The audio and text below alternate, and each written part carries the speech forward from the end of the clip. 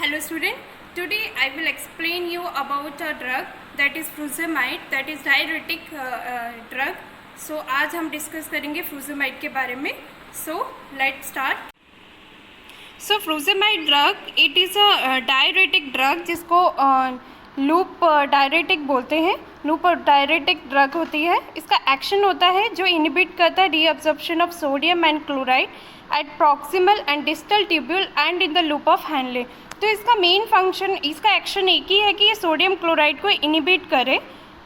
Then इसके uses क्या हैं, तो हम कौन कौन सी कंडीशंस में इसको यूज़ कर सकते हैं. तो अगर हम देखें तो एक पल्मोनरी एडिमा है तो हम यूज़ कर सकते हैं. Oedema with CHF congestive heart failure हो तो यूज़ कर सकते हैं. देन उसके बाद हेपेटिक डिसीज कोई है तो हम यूज़ करेंगे. देन नेफ्रोटिक सिंड्रोम है, एसाइटिस है, हाइपरटेंशन है, hypercalcaemia with malignancy, then hypertensive emergency है, कोई पल्मोनरी एडिमा है लेकिन haemodynamic effect associated with blood product transmission, तो हमें कुछ प्रिकॉशन के साथ यूज़ करना पड़ता है इसको. देन इसके कॉन्ट्रा इंडिकेशन क्या है, तो कॉन्ट्रा इंडिकेशन जैसे ब्रेस्ट फीडिंग में नहीं यूज़ कर सकते क्योंकि ब्रेस्ट फीडिंग में लैक्टेशन का रुक जाता है, तो हम ब्रेस्ट फीडिंग में नहीं यूज़ करेंगे. देन इन्फेंट्स में यूज़ नहीं कर सकते, कुछ प्रॉब्लम्स होने लग जाती हैं. देन एन्यूरिया हो तो, हाइपोवॉल्यूमिया हो तो, इलेक्ट्रोलाइट डिप्लीशन हो रहा हो तो भी हम नहीं यूज़ करेंगे. कुछ कंडीशंस हैं जिसमें हम प्रिकॉशन लेते हैं, जैसे कि प्रेगनेंसी, डायबिटिक मेलाइटस हो या डिहाइड्रेशन हो, सीवियर रिनल डिसीज हो, सिरोसिस हो, एसाइटिस हो, हाइपर सेंसिटिविटी टू सल्फोनामाइड्स या थियाजाइड हो तो हम प्रिकॉशन लेते हैं. इसके डोसेज एंड रूट्स देखें तो जैसे सबसे पहले इडिमा में जो हम देते हैं तो एडल्ट में पर ओरली 20 से 80 mg देते हैं, वो भी सुबह के टाइम.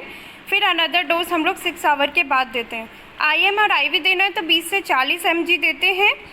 देन उसे इंक्रीज़ करते जाओ 20 mg करके. देन चाइल्ड में अगर देना है तो पर ओरली और IM और IV वो 2 mg पर kg ही देते हैं, और अगर आपको इंक्रीज़ करना है तो 1 से 2 mg ही इंक्रीज़ करते हैं, लेकिन 6 to 8 आवर्स के बाद. नेक्स्ट हम लोग इसे पल्मोनरी एडिमा के लिए भी यूज़ करते हैं. तो पल्मोनरी एडिमा में IV अगर एडल्ट को देखें तो IV 40 mg देते हैं, वो भी सेवरल मिनट में, और अगर रिपीट करना है तो 1 घंटे के बाद रिपीट कर सकते हैं एडल्ट में, और मैक्सिमम हम लोग 80 mg देते हैं. देन चाइल्ड में IV IM देते हैं तो 1 से 2 mg पर kg देते हैं, और 6 से 12 घंटे के बाद दूसरा डोज दे सकते हैं. मैक्सिमम हम 6 mg पर kg डोज देते हैं. देन एंटी हाइपरकैल्सीमिया में अगर देखें तो एडल्ट में हम IM IV 80 से 100 mg देते हैं. 1 से 4 घंटे के बाद दोबारा रिपीट करते हैं.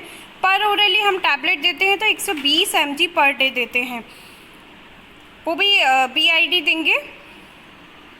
चाइल्ड में IM IV 25 से 50 mg देते हैं, 4 घंटे के बाद रिपीट कर सकते हैं अगर ज़रूरत हो तो. Then acute chronic renal failure है तो पर ओरली 80 mg पर डे देते हैं, और 80 से 120 mg हम इंक्रीज़ कर सकते हैं अगर हमें ज़रूरत है तो. IV 100 से 200 mg देते हैं, मैक्सिमम 6 से 800 mg दे सकते हैं. हाइपरटेंसिव या इमरजेंसी कोई अर्जेंसी हो तो उसमें हम लोग 40 से 80 mg देंगे एडल्ट में. पल्मोनरी एडिमा है तो हम क्या करेंगे, एडल्ट में IV 40 mg इंजेक्टेड करेंगे, वो भी स्लोली. देन 80 mg इंजेक्ट कर सकते हैं स्लोली अगर ज़रूरत हो तो आफ्टर 2 आवर्स के बाद. देन चाइल्ड में IM IV देते हैं 102 mg पर kg, फिर 6 से 12 घंटे के बाद ही रिपीट करने अगर ज़रूरत हो.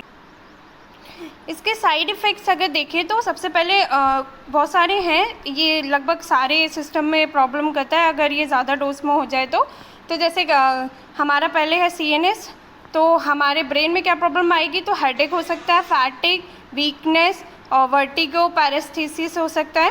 देन अगर हम कार्डियोवैस्कुलर देखें तो ऑर्थोस्टैटिक हाइपोटेंशन हो सकता है, चेस्ट पेन हो सकता है, ECG चेंजेस आ सकते हैं, और सर्कुलेटरी कोलैप्स भी हो सकता है. देन ENT देखें तो लॉस ऑफ हियरिंग हो सकते हैं, ईयर पेन होता है, टिनिटस होता है, एंड ब्लड विजन भी हो सकता है. इलेक्ट्रोलाइट देखें तो हाइपोकैलेमिया हो सकता है, उसके बाद हाइपोमैग्नीशियमिया हो सकता है, और हाइपर यूरेसीमिया हो सकता है, हाइपोकैल्शियमिया हो सकता है, हाइपोनेट्रीमिया हो सकता है, मेटाबॉलिक एल्कोलोसिस भी हो सकता है. देन उसके बाद एंडोक्राइन में देखें तो हाइपरग्लाइसीमिया हो सकता है, जीआई में nausea, diarrhoea, dry mouth, vomiting, anorexia, cramps, oral या गैस्ट्रिक इरिटेशन हो सकता है। पैनक्रियाटाइटिस भी हो सकता है अगर ज़्यादा डोज हुआ तो। उसके बाद हम लोग हीमेटोलॉजी देखें तो थ्रोम्बोसाइटोपिनिया भी हो सकता है, ल्यूकोपिनिया हो सकता है, न्यूट्रोपिनिया हो सकता है, एनीमिया भी हो सकता है अगर अमाउंट ज़्यादा हो गया हो तो। उसके बाद स्किन में देखें तो रैशेस, प्रूराइटिस, पर्प्यूरा ऐसी कंडीशंस हो सकती है। अगर ज़्यादा देर स्वेटिंग सबसे पहला सिम्टम है तो स्वेटिंग आएगा। देन अर्टिकेरिया हो सकता है। उसके बाद अगर मस्कुलर सिस्टम में देखें तो क्रैम्प, स्टिफनेस वगैरह भी हो सकता है। और जीआई सिस्टम में देखें तो पॉलीयूरिया हो सकता है, रिनल फेलियर हो सकता है और ग्लाइकोसूरिया भी हो सकता है। ये सारे हमारे साइड इफ़ेक्ट्स हैं। फार्माकोकाइनेटिक्स अगर देखें तो पर ओरली जो इसका एक्शन होता है वो ऑनसेट 1 आवर में ऑनसेट होता है और इसको जो पीक एक्शन होता है वो 1 से 2 घंटे के अंदर आ जाता है। इसका ड्यूरेशन होता है 6 to 8 आवर्स और एब्जॉर्प्शन 70% हो जाता है। देन आईवी अगर हम दे रहे हैं तो 5 मिनट्स में ऑनसेट है, पीक होता है वो हाफ आवर में पीक लेवल पर पहुंच जाता है और ड्यूरेशन 2 आवर्स का है। मेटाबोलाइज बाय द किसके थ्रू मेटाबोलाइज होता है वो लिवर, 30% हमारा लिवर मेटाबोलाइज करता है। एक्सक्रिएट होता है यूरिन में और फिर फीसिस में ऐसे ही निकल जाता है। देन क्रॉसेस प्लेसेंटा को क्रॉस कर सकता है, इसलिए हम लोग ब्रेस्ट में जब हमारा इसलिए ये ब्रेस्ट मिल्क में एक्सक्रिएट हो सकता है। इसलिए हम लैक्टेशन जो लैक्टेटेड मदर होती है उसको नहीं देते क्योंकि ये इनहिबिट करता है लैक्टेशन। इसकी हाफ लाइफ टू 1 आवर इसका वो रहता है जो इसका लाइफ पीरियड है। तो ये सारे हमारे फार्माकोकाइनेटिक्स हैं। देन इसके नर्सिंग कंसंट्रेशन, तो हम क्या क्या कंडीशन का ध्यान रखेंगे जब हम ये ड्रग दे रहे हैं। तो सबसे पहले एसेस करना है क्रोनिक हार्ट फेलियर अगर है तो फिर weight, input output chart, then fluid loss वगैरह ये हमें देखना है स्पेशली क्योंकि हम डायरेटिक्स दे रहे हैं। उसके बाद हम हाइपरटेंशन वाले पेशेंट है तो हम लोग बीपी मेज़र करेंगे।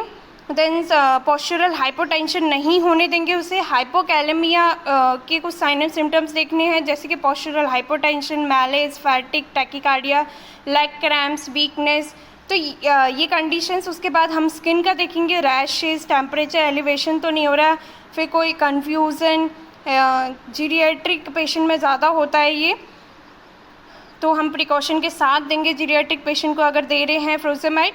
हियरिंग का ध्यान रखेंगे कि पेशेंट को टिनिटस, हियरिंग लॉस जैसे कोई सिम्टम्स तो नहीं आ रहे हैं। हाई डोज नहीं देना है, एक्सटेंड कुछ पीरियड के बाद करो, एक साथ हाई डोज नहीं देना है। देन उसके बाद हम ग्लूकोज लेवल भी चेक करते रहेंगे क्योंकि ग्लूकोज इन यूरिन, अगर पेशेंट को डायबिटिक है तो यूरिन में जो ग्लूकोज लेवल अगर ज़्यादा तो नहीं हो रहा है, ये भी चीज़ ध्यान में रखना है। एलर्जीज सल्फोनामाइड या थाइजाइड से है तो नहीं, इसलिए पहले एलर्जी टेस्ट करके ही फ्रोज़ेमाइड देना है।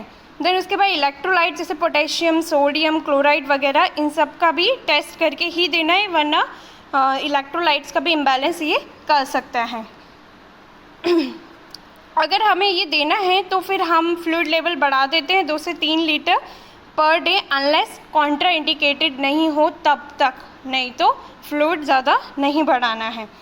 उसके बाद हम लोग पेशेंट को क्या समझाएंगे, तो पेशेंट से डिस्कस करना है कि हाई पोटेशियम डाइट ले क्योंकि पोटेशियम एब्जॉर्प्शन होगा तो सोडियम क्लोराइड बाहर जाएगा ज़्यादा।